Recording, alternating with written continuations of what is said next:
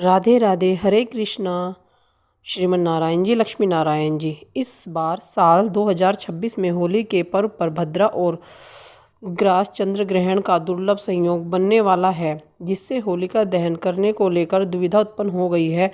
ऐसे में कुछ विद्वानों के अनुसार 3 मार्च को होलिका दहन किया जाएगा और अगले दिन 4 मार्च बुधवार को दुल्हड़ी के दिन यानी दुल्हड़ी पर रंगों का त्यौहार होली मनाया जाएगा। इस बार होली के दिन यानी फागुन पूर्णिमा के दिन लगने वाला चंद्र ग्रहण खंडग्रास होगा और यह ग्रहण हमारे देश भारत के अलावा दुनिया के अन्य देशों में भी देखा जाएगा। तो आइए जानते हैं होली का दहन और होली के शुभ मुहूर्त के बारे में।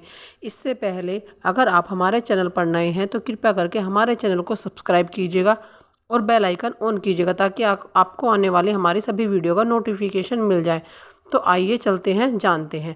होली से ठीक 8 दिन पहले से होलाष्टक लग जाते हैं और यह 8 दिनों के समय का अशुभ समय माना जाता है। इस दौरान हिंदू धार्मिक मान्यताओं के अनुसार किसी भी नए काम की शुरुआत करने से बचना चाहिए। कोई भी शुभ मांगलिक कार्य नहीं किया जाता है। दरअसल इन 8 दिनों के पीछे ऐसी मान्यता है कि हिरण्यकश्यप के अपने पुत्र यानी भक्त प्रहलाद को इन 8 दिनों में तरह तरह की यातनाएं दी थी, ताकि भक्त प्रहलाद मृत्यु को प्राप्त हो सके। लेकिन उन्हें तो भगवान विष्णु की कृपा प्राप्त थी, इसलिए वे लाख प्रयास करने के बाद भी हर बार भगवान की कृपा से जीवित बच जाते थे।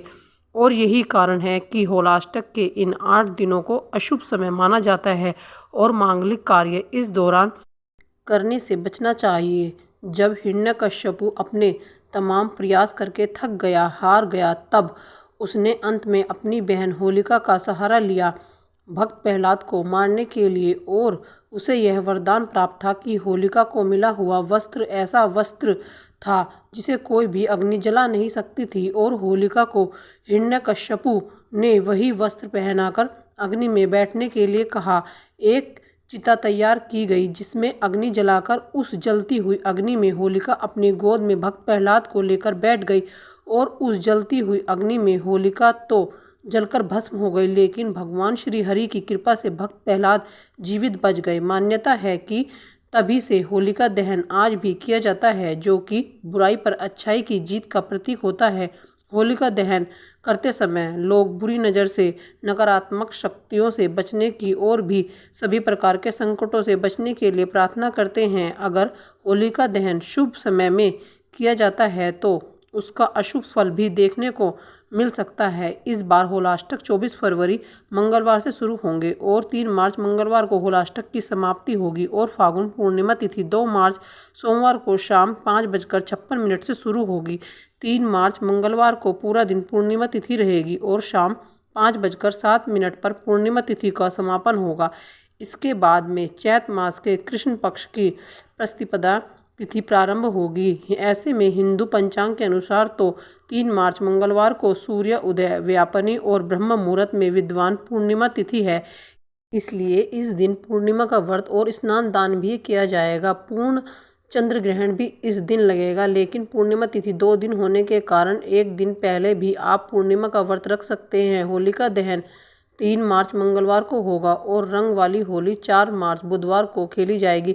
3 मार्च मंगलवार को होलिका दहन का शुभ मुहूर्त शाम 6:48 से रात 8:50 तक रहेगा। इस समय चंद्र ग्रहण और सूतक काल समाप्त हो चुका होगा, इसलिए होलिका की पूजा आप होलिका दहन करने से पहले करें, लेकिन उससे पहले शुद्धि और स्नान या दान की सामग्री अवश्य निकाल कर रखें। उसी के बाद आपको होलिका की पूजा करके फिर होलिका दहन में सम्मिलित होना चाहिए। होलिका दहन के दिन आपको कुछ खास सावधानी बरतनी चाहिए, जैसे कि किसी भी ऐसे व्यक्ति पर जिस पर आपको लगता है कि वह आपकी खुशियां या सुख समृद्धियों से ईर्ष्या करता है, आपको कोई नुकसान उससे पहुंचने की संभावना है, तो ऐसे व्यक्तियों से खास तौर पर होलिका दहन के समय या होलिका दहन के दिन किसी भी प्रसाद रूप में कोई भी सामग्री लेने से बचना चाहिए। यदि आपने ले भी ली है तो किसी पेड़ पौधे के नीचे उस सामग्री को विसर्जित कर दे, खुद से सेवन न करें, क्योंकि ऐसे में आपको भी नुकसान होने की संभावना हो सकती है।